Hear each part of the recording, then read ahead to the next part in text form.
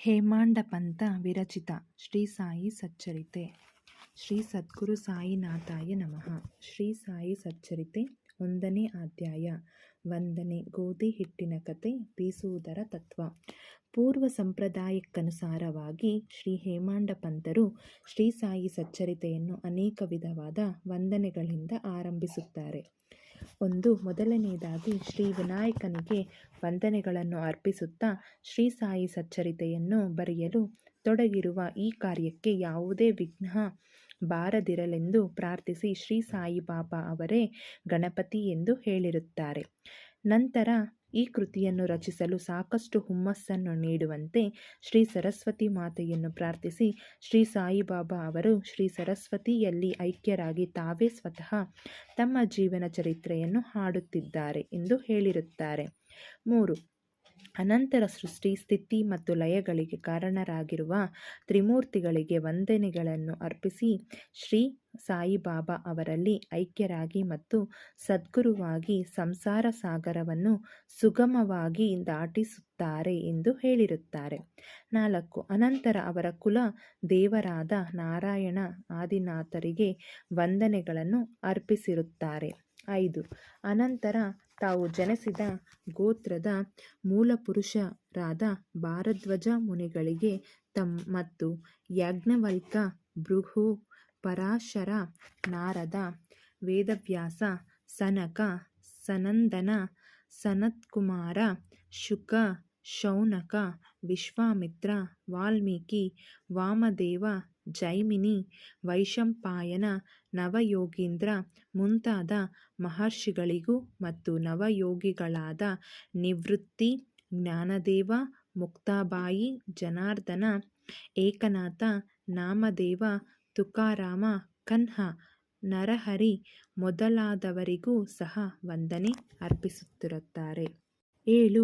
ಅನಂತರ ತಮ್ಮ ಅಜ್ಜ ಸದಾಶಿವರಾವ, ಪಿತಾಮಹ ರಘುನಾಥರಾವ, ತಮ್ಮನ್ನು ಬಾಲ್ಯದಲ್ಲಿಯೇ ಬಿಟ್ಟು ಅಗಲಿದ ಮಹಾರತ್ನ, ತಮ್ಮನ್ನು ಸಾಕಿ ಸಲಹಿದ ಅತ್ತೆ ಮತ್ತು ಪ್ರೀತಿಯ ಅಗ್ರಜರಿಗೆ ವಂದನೆ ಅರ್ಪಿಸುತ್ತಾರೆ.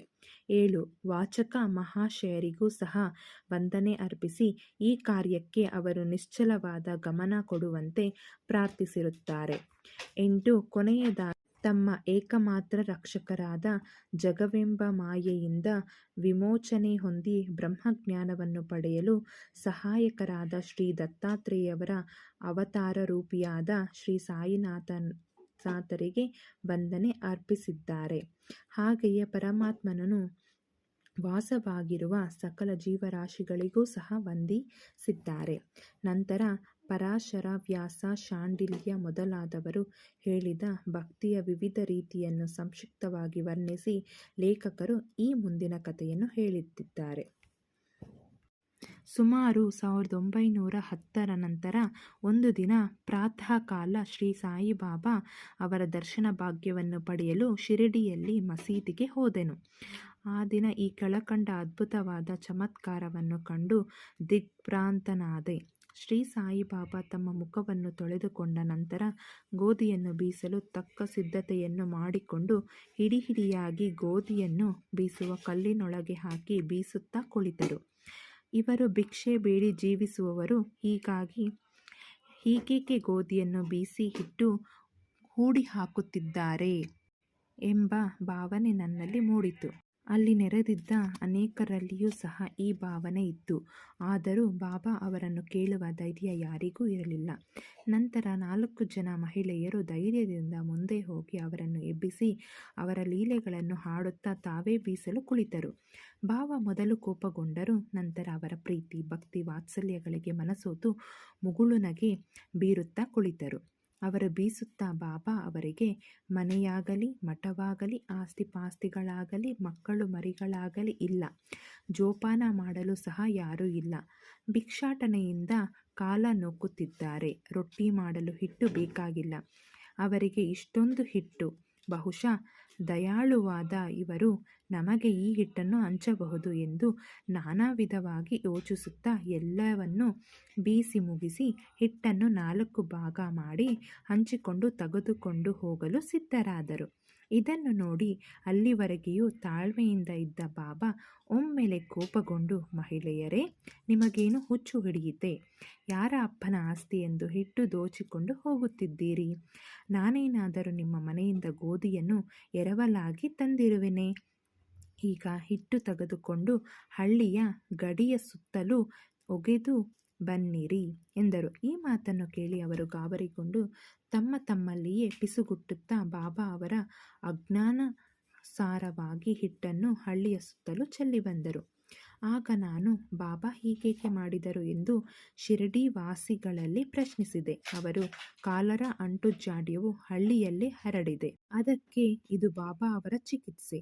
ಹಿಟ್ಟು ಮಾಡಿ ಚೆಲ್ಲಿದುದು ಗೋಧಿಯನ್ನಲ್ಲ, ಕಾಲರ ಕ್ರಿಮಿಗಳನ್ನು ಪುಡಿ ಮಾಡಿ ಹಳ್ಳಿಯಿಂದ ಆಚೆಗೆ ಚೆಲ್ಲಿದ್ದಾರೆ. ಇದರಿಂದ ಕಾಲರ ಜಾಡ್ಯವು ಕಡಿಮೆಯಾಗಿ ಈಗ ಜನರು ಸುಖವಾಗಿರುತ್ತಾರೆ ಎಂದರು. ಈ ವಿಷಯವನ್ನು ಕೇಳಿ ನಾನು ವಿಸ್ಮಯಗೊಂಡೆ. ಈಗ ನನ್ನಲ್ಲಿ ನಾನೇ ಗೋಧಿ ಹಿಟ್ಟಿಗೂ ಕಾಲರಕ್ಕೂ ಇರುವ ವ್ಯಾವಹಾರಿಕ ಸಂಬಂಧವಾದರೂ ಏನು? ಈ ಘಟನೆ ವಿವರಣಾತೀತ. ನಾನು ಬಾಬಾ ಅವರ ಲೀಲೆಗಳ ಬಗ್ಗೆ ಬರೆಯಲೇಬೇಕು ಎಂದು ಮತ್ತು ಅವರ ಮಧುರ ಲೀಲೆಗಳನ್ನು ಮನದಣಿಯುವಂತೆ ಹಾಡಲೇಬೇಕು ಎಂದು ಯೋಚಿಸಿದಾಗ ನನ್ನ ಹೃದಯದಲ್ಲಿ ಸಂತೋಷ ತುಂಬಿ ತುಳುಕಲಾಡಲು ಪ್ರಾರಂಭವಾಯಿತು. ಈ ರೀತಿ ಸಾಯಿ ಸಚ್ಚರಿತೆ ಬರೆಯಲು ನನಗೆ ಸ್ಫೂರ್ತಿ ಬಂದಿತು. ಬಾಬಾ ಅವರ ಕೃಪಾದೃಷ್ಟಿ ಮತ್ತು ಆಶೀರ್ವಾದದ ಫಲದಿಂದ ಈ ಕೆಲಸ ಯಶಸ್ವಿಯಾಗಲು ಮುಗಿಯಿತು ಎಂಬುದನ್ನು ನಾವು ಬಲ್ಲೆವು. ಬೀಸುವುದರ ತತ್ವ. ಈ ಮೇಲ್ಕಂಡ ಘಟನೆಗೆ ಶಿರಡಿವಾಸಿಗಳು ಕೊಟ್ಟ ಅರ್ಥವಲ್ಲದೆ ಈ ಮಹೋನ್ನತ ದರ್ಶನವು ಅದರ ಮತ್ತೊಂದು ಅರ್ಥವಾಗಿದೆ. ಸಾಯಿಬಾಬಾ ಶಿರಡಿಯಲ್ಲಿ ಸುಮಾರು 20 ವರ್ಷಗಳ ಕಾಲ ವಾಸಿಸುತ್ತಿದ್ದರು. ಈ ಕಾಲದಲ್ಲಿ ಅವರು ಈ ಥರದ ಬೀಸುವಿಕೆಯ ಕಾರ್ಯವನ್ನು ಪ್ರತಿನಿತ್ಯವೂ ಮಾಡುತ್ತಿದ್ದರು. ಅವರು ಬೀಸುತ್ತಿದ್ದದ್ದು ಬರೀ ಗೋಧಿಯನ್ನಲ್ಲ, ಅಸಂಖ್ಯಾತ ಭಕ್ತರ ಪಾಪಗಳನ್ನು ಮತ್ತು ಅವರ ಮಾನಸಿಕ ಹಾಗೂ ದೈಹಿಕ ಜಿಗುಪ್ಸೆಗಳನ್ನು. ಕಾರಣ, ಈ ಬೀಸುವ ಕಲ್ಲುಗಳು ಕರ್ಮ ಮತ್ತು ಭಕ್ತಿಯನ್ನು ಸೂಚಿಸುತ್ತವೆ.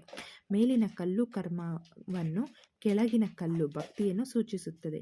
ಬೀಸುವ ಕಲ್ಲಿನ ಹಿಡಿಯೇ ಜ್ಞಾನ.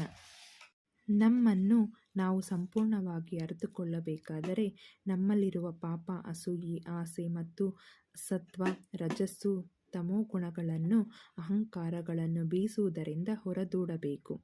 ಆಗ ನಮಗೆ ಅರಿವು ಉಂಟಾಗುವುದು ಎಂಬುದೇ ಬಾಬಾ ಅವರ ಸ್ಪಷ್ಟವಾದ ಸಂದೇಶ.